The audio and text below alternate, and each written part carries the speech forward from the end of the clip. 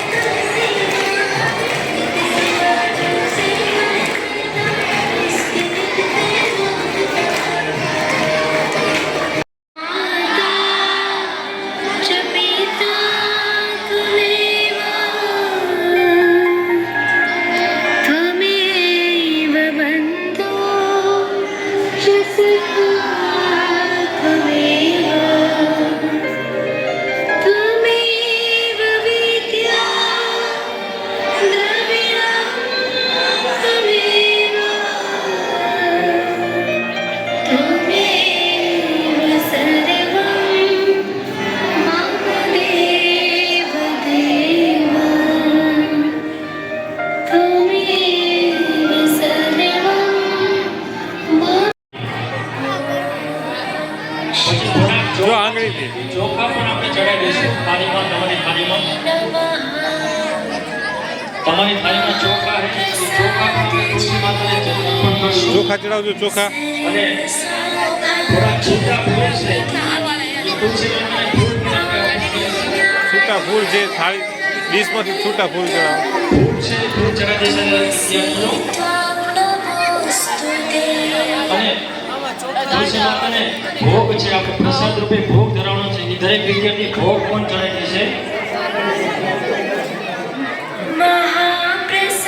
દરેક વિદ્યાર્થી ભોગ ચડાવી દેશે. સાકર હશે ડીશમાં જો. અને હવે તમારી પાસે તુલસી માતાને વસ્ત્ર પણ તમારે ચૂંદડી આપેલી છે, તો ચૂંદડી પણ ચડાવી દેશું. દરેક વિદ્યાર્થી ઉપર રહે તો ઉપર નાખી દેશું, અને ન રહે તો બાજુમાં મૂકી દઈશું. થડમાં જો ન રહે તો નીચે નાખી દઈશું તો ચાલશે. હવે વિદ્યાર્થીઓ થોડો અવાજ વધારે કરે છે, બાકી ગર્લ્સ છે એકદમ શાંતિથી વિધિ કરે છે, પણ છોકરાઓ થોડો વધારે અવાજ કરે છે. હવે દરેક વિદ્યાર્થી છે અવાજ કર્યા વગર પોતાની જગ્યા પર ઊભા થઈ જશે. આપણે ટીચર્સ પણ ઊભા થઈ છે. પ્રદક્ષિણા કરવાની છે તુલસી માતાની. તુલસીનું એમને મહત્વ સમજાવ્યું સૌથી પહેલા કે આપણી સંસ્કૃતિમાં તુલસીનું મહત્વ કેટલું છે. 3 થી 4 પણ કીધા. કેટલા વિદ્યાર્થી યાદ છે? શું વાત છે. તો આજના કાર્યક્રમમાં ઘણા સમયથી ભાઈનો અગાઉથી ઈચ્છા હતી કે સાહેબ તમારી સ્કૂલમાં એકવાર તુલસી પૂજન કરવું છે. અગાઉ પણ એમને જાણ કરી હા ચોક્કસ કરીશું. અમારે પણ વિદ્યાર્થીને માહિતગાર કરવા છે કે અત્યારે હાલના સમયમાં ડિજિટલ યુગ થતાં આપણે જે આપણી પ્રાકૃતિક છે એના તરફથી વેગળા થઈ ગયા છે. તુલસી માતા જો કેટલાના ઘરમાં તુલસી છે? સરસ, દરેકના ઘરમાં છે. આ તુલસીનું મહત્વ ભાઈએ બહુ સરસ મજાનું કીધું કે અભ્યાસ સંબંધિત વાતમાં પણ તુલસીનું મહત્વ છે, આરોગ્યમાં પણ છે. અત્યારે સૌથી વધુ કેવી તકલીફ હોય? શરદી, ઉધરસ. એની માટે પણ તુલસીના પાન છે એ બહુ બેસ્ટ છે. અત્યારના વિદ્યાર્થીઓ ડિજિટલ યુગ થતા તુલસી માતાનું પૂજન કરવું એ એના માટે થોડીક સંકોચ જેવું લાગે કે સાહેબ તુલસીનું પૂજન કરવાનું. હા, આપણા ઋષિમુનિના કાળની વાત કરીએ તો વિદ્યાર્થી પોતાનો જે અભ્યાસક્રમ છે જે ગુરુકુળમાં શીખતા હતા.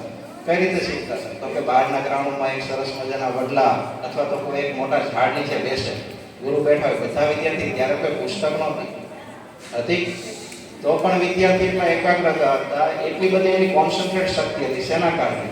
તો એ લોકો તુલસીના સેવન કરતા હતા. શરદી થઈ છે, ઉધરસ થઈ છે, તુલસીના પાન છે, વાટીને ચાવી જાવ, શરદી ઉધરસમાં રાહત થશે.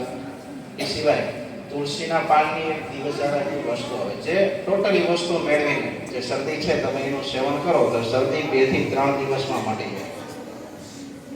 તુલસી આપણા જીવનમાં કેટલી ઉપયોગી છે તે ભાઈએ કીધું છે કે આયુર્વેદિકથી માંડીને અભ્યાસ સંબંધિત પણ, હા, કોન્સન્ટ્રેટની વાત આવે, હું નહીં પણ વિજ્ઞાન એવું કહે છે, ગૂગલમાં સર્ચ મારીને ચેક કરજો. નિયમિત તમે તુલસીનું સેવન કરો છો તો તમારી કોન્સન્ટ્રેટેડ જે પાવર છે એ 30 થી 35% વધે છે. કેટલો? 30 થી. એ સિવાય બીજી વાત કરીએ તો કે ઓક્સિજન આપવાની. આપણે ઇન્ડોર પ્લાન્ટ કરીએ, વાવો છો ઘરમાં બધા છોડ, તુલસીનો પૌધો પણ, તુલસીનો ઝાડ પણ આપણે વાવીએ છીએ. 24 કલાક ઓક્સિજનમાંની એક વસ્તુ તુલસી છે. એમાં પ્યોર ઓક્સિજન આપનાર એક વનસ્પતિ હોય તો તુલસી. ત્યારબાદ આ પૂજન એટલા માટે કરાય, દરેક વિદ્યાર્થીને આપણે લાભ અપાયો કે તમે તુલસીનું મહત્વ સમજો. આપણી જે વનસ્પતિઓ છે, અભ્યાસ તો તમે કરો છો ને, વનસ્પતિ વિશે જાણો. આપણા ઘરમાં આપણે જાણશું તો આપણે બીજા વિદ્યાર્થીને કહેશું, સાથે સાથે આપણા ઘરમાં આપણા વડીલોને પણ આપણે જાણ કરશું કે તુલસી છે એ આપણી માતા છે, એનું રોજે પૂજન થવું જોઈએ, રોજે તુલસી ક્યારામાં દીવો થવો જોઈએ. સાથે સાથે એનું મહત્વ પણ હવે આપણે સમજીશું. આજે વાત કરશો બધા ઘરે જઈને કે આજે અમે તુલસી પૂજન કર્યું હતું, તુલસીનું આ મહત્વ છે, જે આપણે ઘરે જાણ કરશું અને બીજા વિદ્યાર્થીને પણ માહિતી આપીશું. આપણે બંને ભાઈઓનો ખૂબ ખૂબ ધન્યવાદ કરીશું. તાલીના ગળગાટ સ્વાગત. આવા નવા સરસ કાર્યક્રમમાં અમારી શાળાને હજી વધારે જોડતા.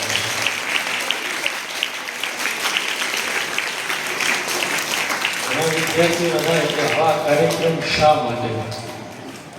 તો આપણા જીવનમાં પાશ્ચાત્યકરણ એટલું આવી રહ્યું છે ને, ડગલે ને પગલે. જેમ આપણે ત્રીજા માળે છે પાણી લઈ જવું હોય ને તો મોટર ચાલુ કરવાની જરૂર પડે ત્યારે અહીંયા પાણી પહોંચે. પણ એ જ પાણી જો તમારે નીચે લાવવું હોય ને તો નળ ખોલો ને તો સરળતાથી પાણી લેવી જાય. તો આની પર કહેવાનો ભાવાર્થ છે વિદ્યાર્થીઓ કે સંસ્કાર છે ને એ તમને કાર્યક્રમ કે આ રીતના ક્યાંય બજારમાં વેચાતા નહીં મળે, પણ આવા કાર્યક્રમથી કે સ્કૂલમાંથી કે ઘરમાંથી જ આવા સંસ્કાર મળશે. શિક્ષણ તો દરેક સ્કૂલ સારું આપી જ રહી છે, પણ સંસ્કાર છે ક્યાંય વેચાતા નહીં મળે. જો સંસ્કાર નહીં હોય તો એનું પરિણામ એક જ આખી જિંદગી તમારી બરબાદ કરી શકે છે. વિદ્યાર્થીઓ, કુસંગ છે ને એ સરળતાથી લાગી જાય, પણ આપણું જીવન ઉન્નત કરવું ને તો આવી રીતના તમારે આપણે સારો સંગ કરવો પડશે ને સારા સંસ્કાર મેળવવા પડશે, તો જ તમારું જીવન ઉન્નત થાય. બાકી એકવાર જો કોઈ ફ્રેન્ડ સાથે, મેં કીધું ને તમને મિત્ર અને બહેનપણી ઘણી બધી મળશે, પણ સાચો મિત્ર અને સાચી બહેનપણી એને જ સમજવાની કે સાચું તમારું હિત ઈચ્છે. અને હિત છે ને ઈચ્છે કહેવાય કે આજે મેં કીધું ને કુસંગ સરળતાથી થાય. કોઈ વિદ્યાર્થી માવો ખાતો છે ને તો એ બીજો વિદ્યાર્થી કહેશે લે ને માવો ખાને, પણ સાચો મિત્ર એ કે માવો ખાતો ને એને રોકે ને કે આપણા જીવન માટે સારું નથી. અને એવી જ રીતે બે વિદ્યાર્થીની કોઈ ખરાબ આટે એવું હોય, કુસંગ થઈ ગયો હોય અને વિદ્યાર્થીને રોકે ને તો એની સાચી બહેનપણી.